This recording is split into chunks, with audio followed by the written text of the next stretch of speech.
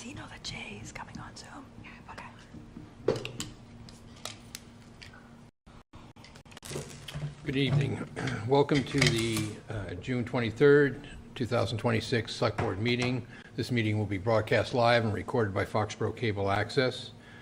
We are going to go into executive session, but before we do that, we'll do the pledge. And when we come back out we'll come back out into open session after. I pledge allegiance to the flag of the United States of America and to the republic for which it stands, one nation, under God, indivisible, with liberty and justice for all. Okay, thank you. We'll be returning in just about a half hour. I move.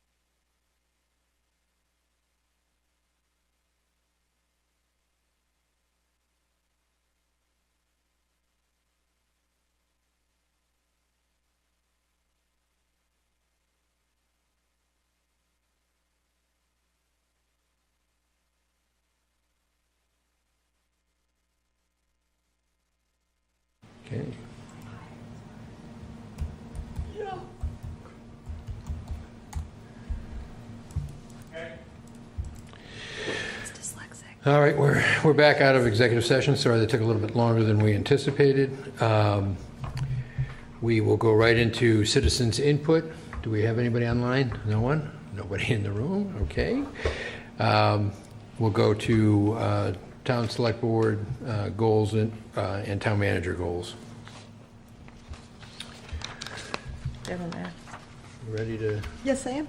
rock and roll? So I did send out draft goals to the board for review last week, and I'll just go through them now. So there's some overlap with what we've done in the years past. So goal 1, in continuing on our vein on communication, transparency, and public trust. So I'm not going to go through every word, but basically it's involving a crisis communication plan. Again, keeping regular communication maintained, expand as needed, continuing with the Fox alerts and promoting that, again, trying to get more signups, and then continuing to keep residents and the board and everybody updated through public forums, newsletters, and what. So really a focus on being transparent and trying all ways possible to get the word out to residents, even if they don't want to hear from us. So, any concerns with that goal? No. No. Okay. Goal 2 was to maintain long-term financial sustainability and fiscal stewardship. So these are some easy ones that are no-brainers. I mean, a fiscally responsible budget. Again, much like we did this year, is trying to increase the public understanding of town finances. Marie was involved in this part of it, so she knows that. So we worked together on that. One of the things we do want to do is look at town fees and make sure that they're fair but they're providing enough. We know some of the select board fees are a little low right now, so we need to evaluate that based on the level of service. Again, we're not in the business to charge fees to make a profit. It's to cover our costs. Always managing legal expenditures. Got to admit that's getting a little harder right now, but we do with our departments anyway. We have a firm handle on that. The next one, this is a new one. Ensure major events and growth opportunities support the town's financial and operational objectives, including evaluation of the town's long-term financial relationship with craft, sports, and entertainment, municipal service demands, and cost recovery opportunities associated with stadium operations. So that pretty much reflects like where we are right now, obviously. And then the last one is continue to position Foxborough as a leader in municipal finance for management through adherence to the best practices and pursuit of professional excellence, which sounds, little woo-woo, but it really just means continue to go for GFA recognition program, and then any other programs or opportunities Marie wants to pursue. We are trying to maintain the highest standard. Any questions, thought on that one? Yeah. Okay. Goal 3 is to complete and begin the implementation of the town-wide strategic plan. That throws me off because I'm like, how can we do it? But it's to complete the actual plan and then to begin the implementation. So we'll do that. We're seeking select board adoption in the fall, then to start working on priority initiatives that we'll be working on in FY28 and beyond, start incorporating strategic priorities into the budget and goal setting, developing a framework to monitor implementation to make sure that this plan doesn't sit on the shelf, and then make sure that the residents and stakeholders are fully aware and get some buy-in. So, thoughts on that? Okay. Goal 4 is to advance strategic redevelopment and economic vitality. That has to do with the state hospital redevelopment. Continue to work on that. We're hoping in the fall to get towards developer selection. We're continuing to work with DCAM on that.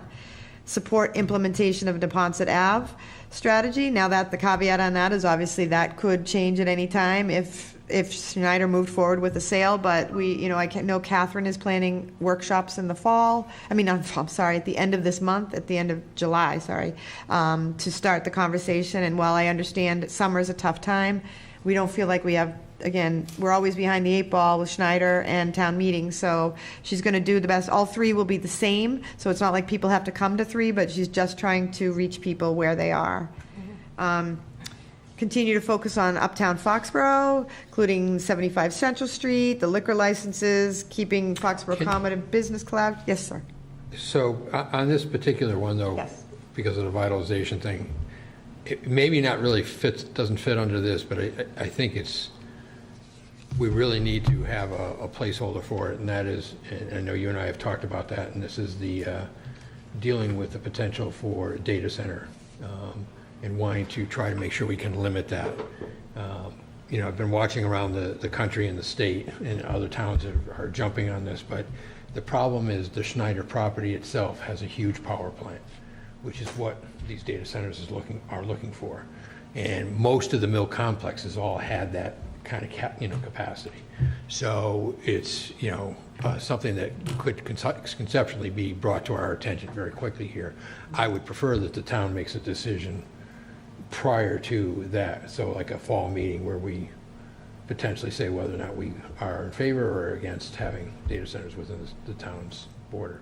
Absolutely. The good news is Chris Gallagher has said that we don't have the water to support a data center, but the other better news is that Catherine's already working on it and plans to bring it forward at the fall town meeting. So I can add in if you want me to add. I think it's a high number 5. priority in my mind. I don't know. I think it's a good idea to have it in here, and then Yeah. it's top of mind. If we ever had to have justification of why something was being denied, it would Yeah. be that. So I will incorporate that in as number 5 Okay. under goal 4. Okay.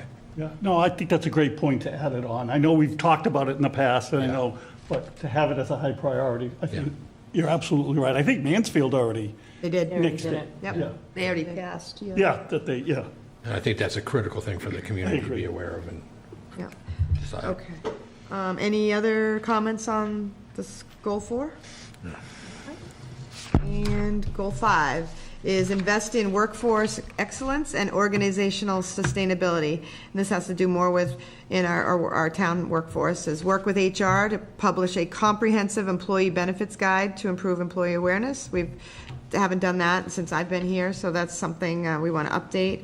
We want to update and modernize town employment and human resources policies to ensure that we're compliant. I know Mike has noted that it hasn't been updated since here, and it's kind of all over the place, so we want to make sure we're meeting all the standards there.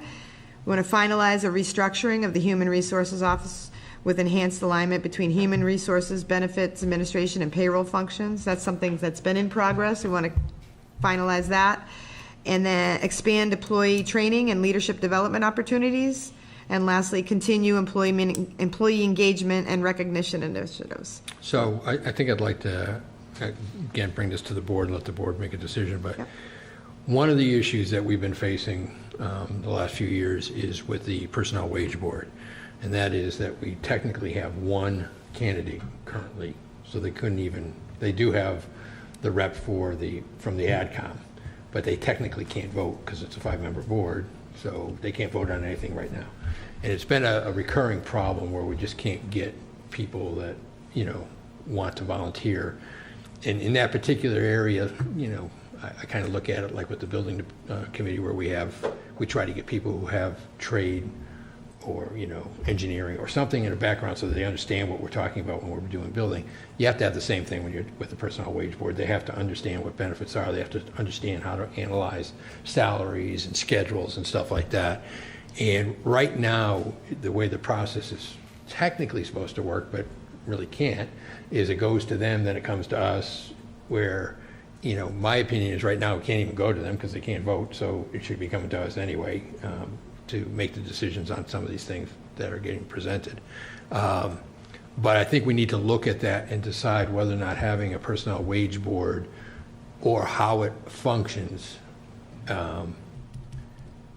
if there isn't a better way to do it, I guess, because we're not succeeding right now. And I agree, Bill. I think, and Mike can probably speak to this too, is it's not just the expertise, but it really is superfluous in a way because everything has to come to you anyway. So they can vote, but really it's the select board's decision. So I don't know, sometimes that probably doesn't feel great if you're a board that reviews things, but then ultimately you're not really that much of a decision maker and you got to pass it They're on. also See, putting stuff together, aren't Yeah. they? And Well, I viewed the wage board, the real responsibility is to vet something and based on doing some of their analysis, to tell us why they do or don't believe that this change is the right change to make or whatever.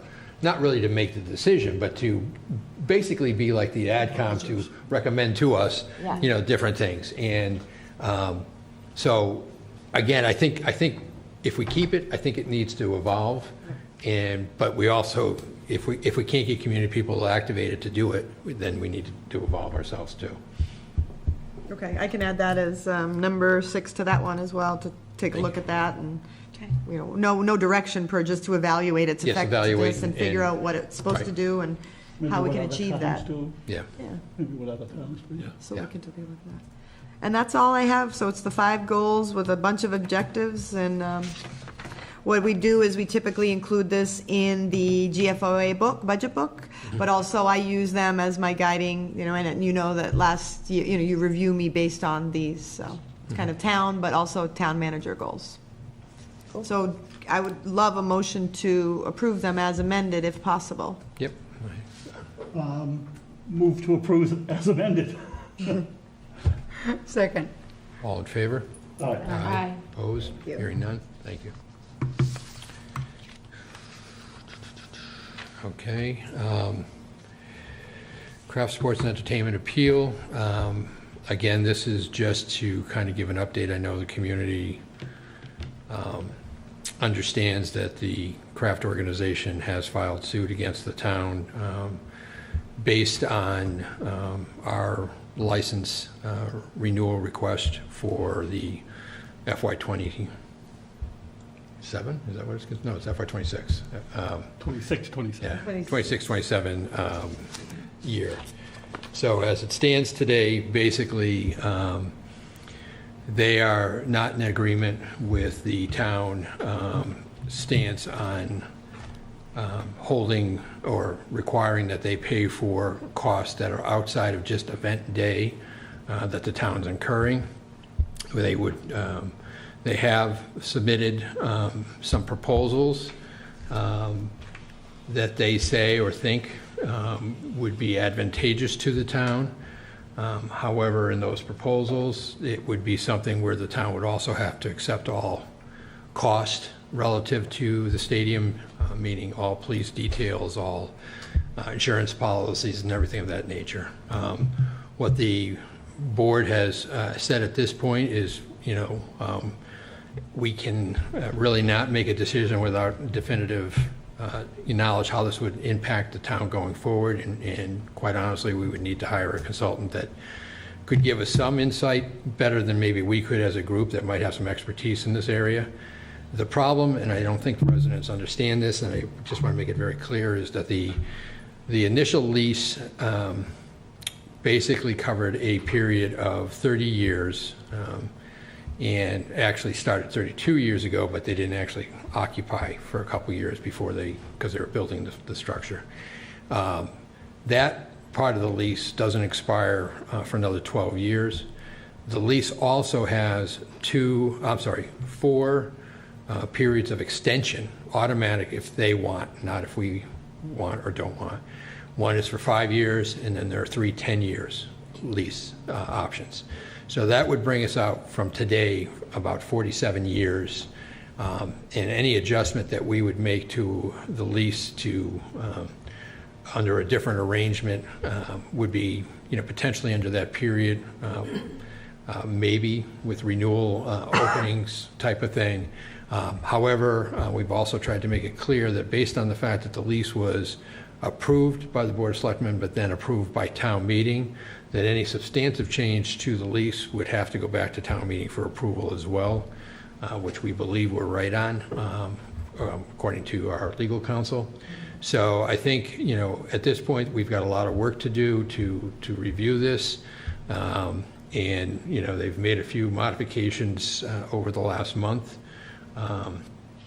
But the suit is, in their mind, something that protects them because they aren't in agreement with the costs that we are assessing them. And they had a time frame of June 15th in which they had to make a gesture one way or the other, either accept what we were doing or file suit. They chose to file suit.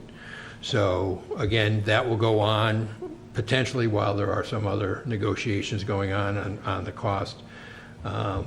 But it is very hard, I think, at this point for this board to accept the concept of assuming all costs going forward without really being able to determine what that will look like 10 years, 15 years, 20, 40 years from now. So, so that's just a quick update. That's where we are. We're not openly negotiating in the public right now here, but we just wanted to update the town again, because we didn't want anybody saying that, we weren't being transparent as to what the issues were. Does the board have anything to say to that? Well, really, the process is also going to take months. Yes. Oh, yeah, this is not going to be, thank you, Doug. Yeah. As laid out, I mean, if we were just to follow the legal process without even considering any kind of proposals coming from this, this literally could go into next year. So, I don't want anybody to sit there thinking that there's going to be a quick resolution to this, unless we were to get some kind of proposal that made sense to the town financially. So, anything else? Anybody else? No, thank you, Bill. Okay. Move on to the next item. Of course, I just got bumped out. And we have Town manager the town transfers. manager transfers. Okay. So this is a sort of routine process that's done at the end of every fiscal year to sort of balance out expenses. So we have some town manager expenses that are related to ADA compliance, some advertising fees came in much higher this year, and some strategic plan expenses. That was $6,400. And salaries, we're looking at $4,200 for retirement payouts, employee departures from the finance, on the finance side. 42,000. 42,000, I yeah, said 4,200. 42,000. Yeah. Also, let's see, 30,000 for additional ambulance building and banking fees, and that's based on volume. There was 14,000 for additional federal audit costs. That's actually associated with, I believe, Marie, the craft, because we have a federal grant for the crafts, or is that something different? Is that next year, and this is our grant? Next year. Okay, so we know we have 14,000 coming next year because of the FEMA grant, but this is related to our current, did we get a FEMA grant? Is that what we're? Yeah, we had several. Can you come up to the? So typically, the federal grant audit is, usually it only covers the school department because they're the department that spends the most federal funds, but in fiscal year 25, we had, Fire had a large grant that they used for their SCBA equipment. And then you had the other major program was, they actually had Fire had two grants, and then the school lunch was also audited. And from what CLA, our audit firm, explained to us is when they submitted their proposal, they included one major program. We had three. Each additional one comes at a $7,000 cost. And when they go to do the fiscal year 26 audit, we will have the counter UAV grant, the FEMA World Cup grant, and what else may come up. So right now we're looking at another 14,000 minimum, could be maybe 28,000. We don't know yet. Yep. Okay. Next is $400 for the printing of AdCom recommendations.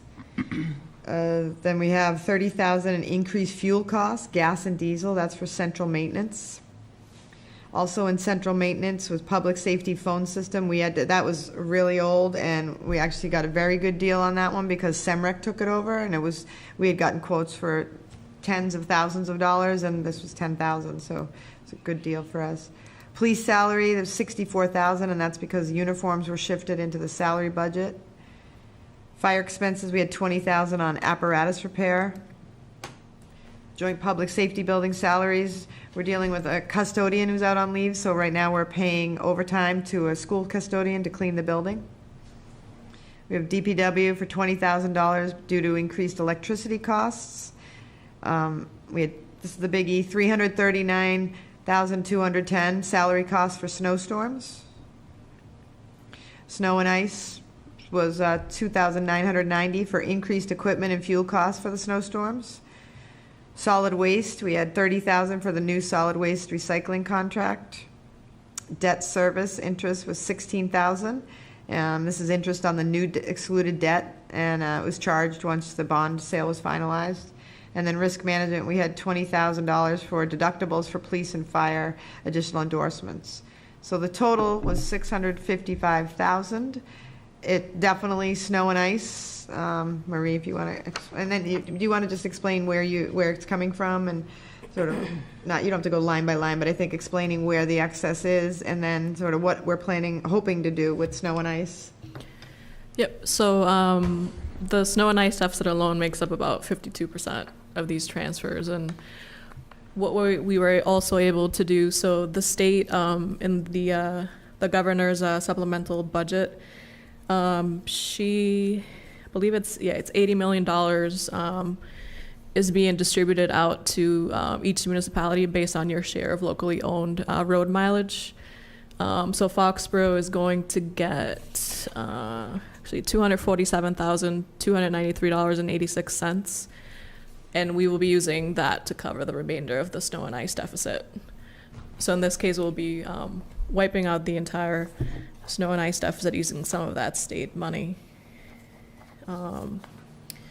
We had, so on the town manager budget, where the $6,400 is just being shifted from their salary budget, where they had some surplus due to the splitting of the payroll and benefits position between HR and finance.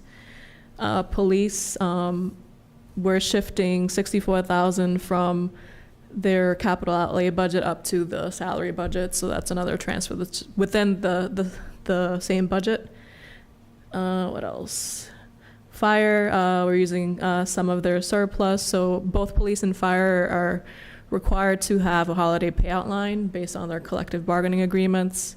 Now, that doesn't mean that you're required to have the budget, but it doesn't mean that they're going to use 100% of that budget year after year. So in this case, to cover the fire apparatus repairs, we're shifting money from salaries down to expenses. What else? In the debt service expense budget, we have a line for $25,000 that we use for any short-term, borrowing costs that we may incur, or if we issue any bonds. We didn't have any this year, so we're using $25,000 from there. And then the large one is group insurance. We're projecting a $450,000 surplus there. So throughout the year, we had various retirements and staff departures, some of which left our very expensive family health plans. And then traditionally, when we budget, we include plus or minus 10 employees. So if you assume that we brought on 10 new employees, that they were all going to get on a family plan. So we do build a bit of a surplus in that budget just to cover ourselves. And we also had a couple grants. So the SAFER grant that fire received for the 5 new firefighters, and the Public Health Excellence grant that flows through the health department. Those 2 grants get charged for benefits. So that's money that's coming back to the town to reimburse the general fund. So that made up all of the surpluses. So for a total of $655,000. Great. Any questions or Nope. comments? No.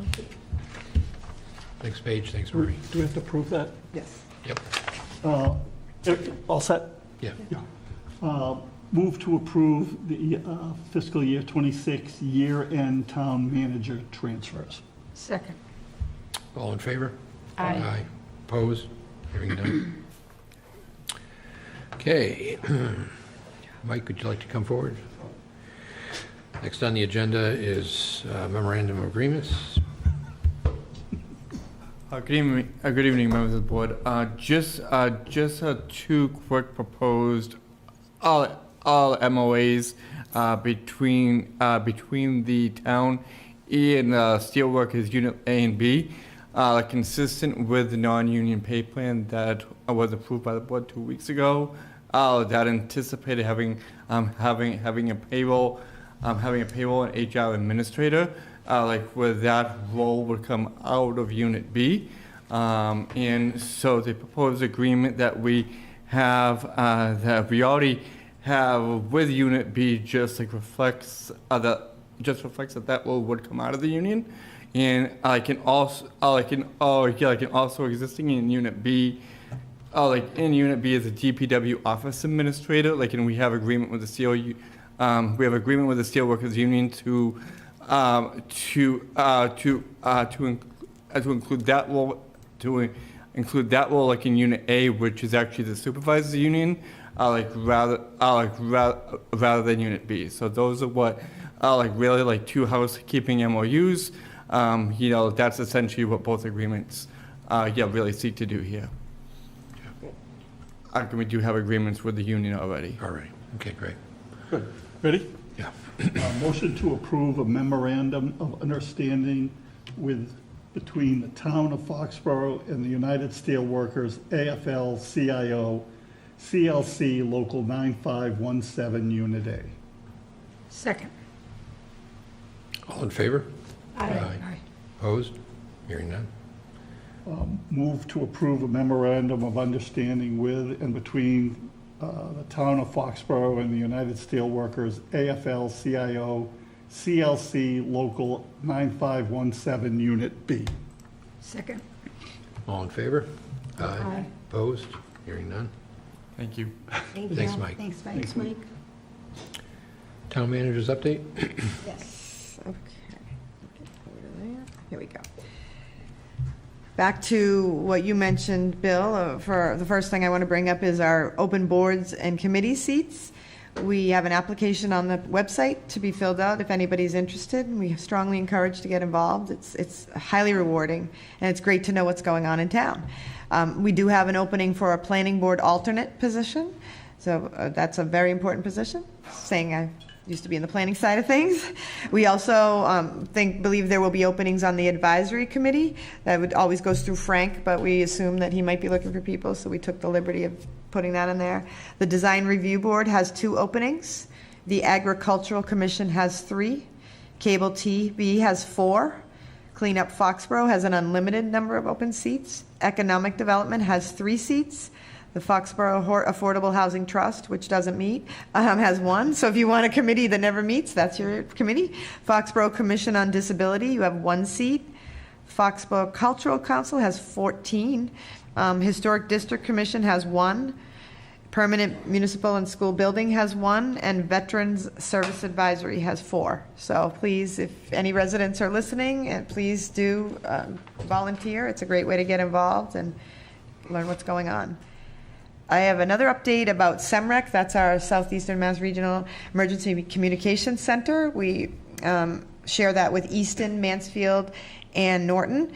And as of now, there is a planned, we have just signed a merger, an intermunicipal agreement to allow an administrative merger with MEC. That's the Metacom Emergency Communication Center, and I believe that's 6 towns: Franklin, Norfolk, Rentham, and a few others. So what this means, it's not an actual merger of operations, but our director, Rob Radone, will become the director of both organizations, because we have been working towards a merger, but the state has been a little slow rolling it. So for now, what we're doing is working towards having Rob sort of oversee both, and it will allow both groups to continue to work towards an ultimate merger, which was always planned, and in hopes to keep costs down, it allows us to do that. So right now, this IMA is for 1 year initially, but it's renewable for 1 to 3 years by mutual agreement, and either party can terminate for convenience within 180 days notice. MEC is going to pay SEMREC $200,000 a year, reduced by $26,000 for a consulting credit, and the first invoice goes out August 1st. The governance, each board will retain their full authority over its own entity, so no joint body is being created through this. It's just the executive director is accountable to both boards separately, and there's a conflict resolution process within the IMA. The employees, the exempt staff from either entity can be assigned to support the other, but employment relationships and liabilities are going to stay with their original employer.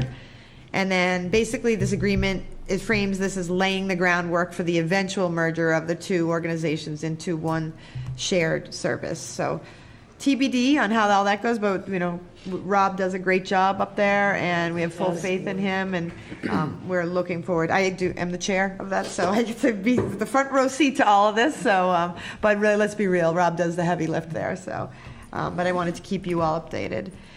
From a strategic plan update, just want to remind folks that we did have a table at Founders Day. Hopefully some of you saw us there. We had a great time.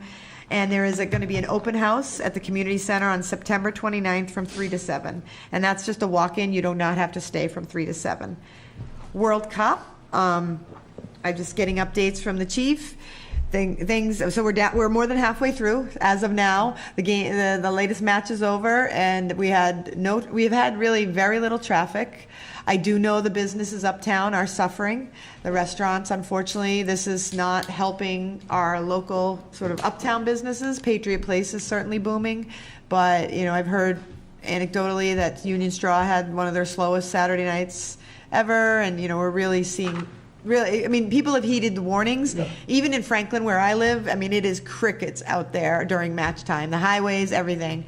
Good and bad, but fortunately, our public safety have just done a phenomenal job preparing for this.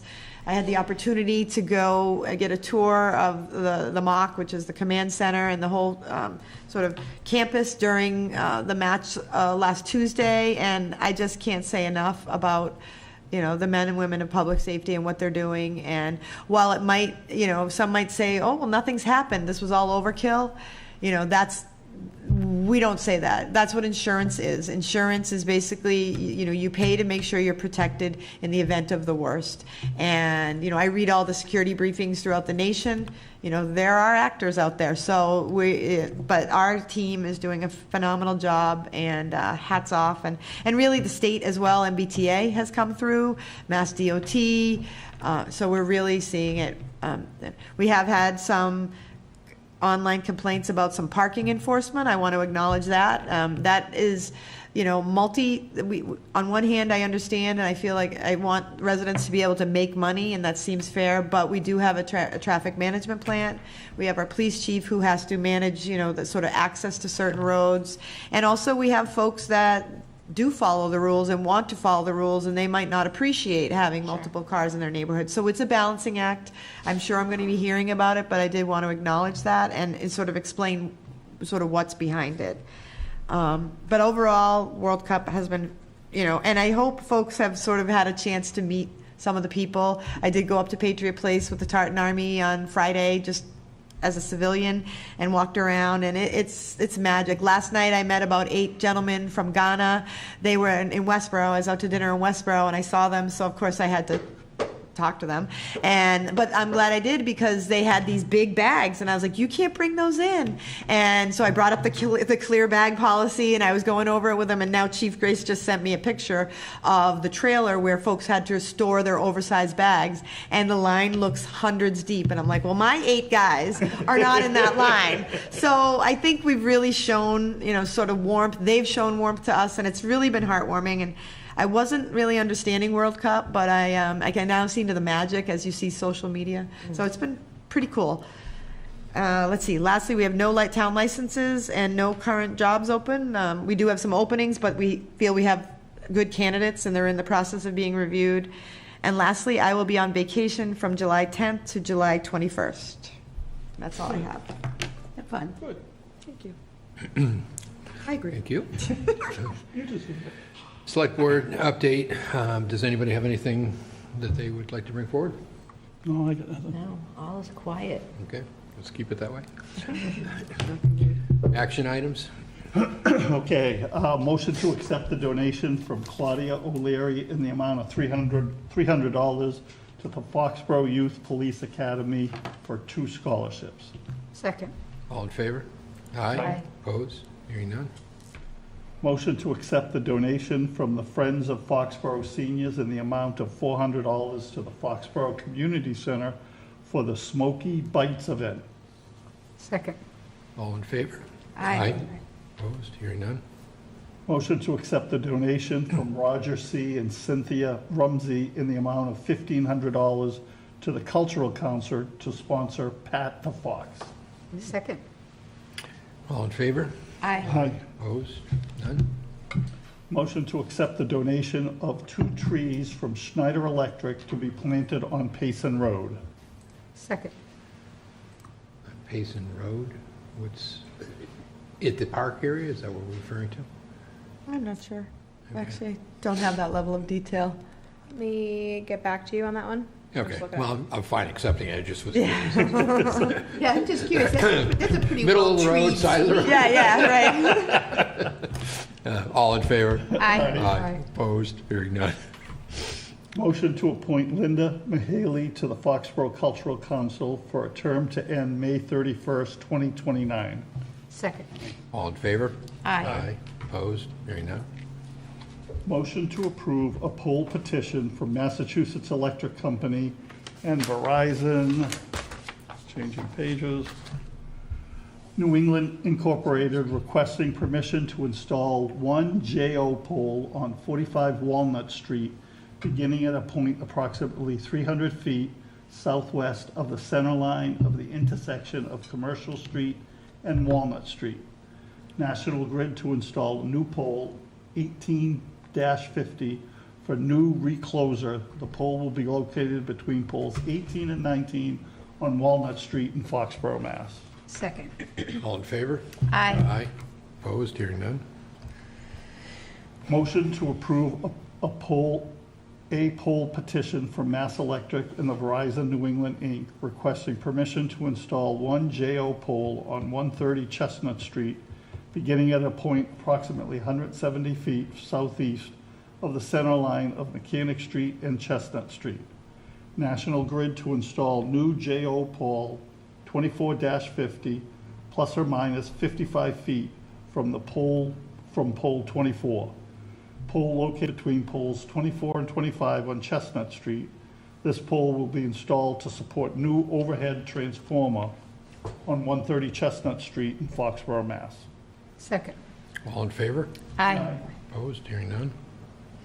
Motion to approve the additional data sheet submitted by Kraft Sports and Entertainment Group for the New England Patriots 2026 football season for preseason, regular season, home games, as well as 3 potential playoff games. Second. All in favor? Aye. Aye. Opposed? Hearing none. Motion to approve the additional data sheet submitted by Kraft Sports and Entertainment Group for the Chris Brown and Usher, the Rhythm and Blues Tour for August 17, 2026. Second. All in favor? Aye. Opposed? Hearing none. Motion to approve the additional data sheet submitted by Kraft Sports and Entertainment Group for the Carol G. Viajandro por El Mundo Troubadour for September 12, 2026. Second. Well All done. in favor? Aye. Opposed? Hearing Got a none. little nervous on that one. Move to approve the Select Board meeting minutes from June 9th, 2026. Second. All in favor? Aye. Opposed? Hearing none. Move to adjourn. Second. Oh, Do you want to know about the tree? Yeah. Yes. So it's Natalie Boyd from Schneider Electric. She's their sustainability project manager. They were donating 2 trees plus the volunteers to plant and care for the trees for the first 6 months for the trees to become established. And Chris has yet to pick the spots, but they will be along the road of Payson. Oh, along the road itself, okay. Thank you. Thank you very much. Thank you, that's great. The maintenance, I mean, the upkeep is the best part, keeping them alive. Motion has been made to adjourn. All in favor? Aye. Opposed? Thank you. Have a good evening, everyone.